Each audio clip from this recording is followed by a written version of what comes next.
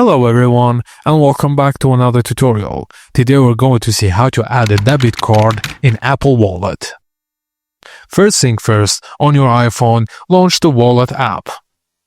You'll see your existing cards like Apple Card, Apple Cash, loyalty cards or IDs.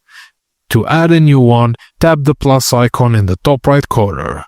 If you've previously removed a card, you'll see it under Previous Cards.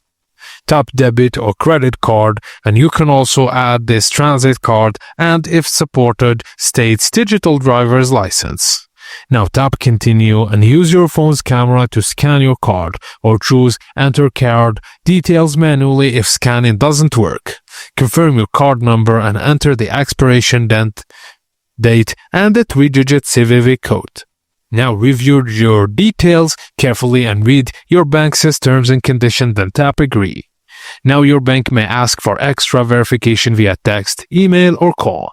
Once approved, you'll see the card added confirmation screen. You're all set. Your debit card or credit card is now ready to use with Apple Pay.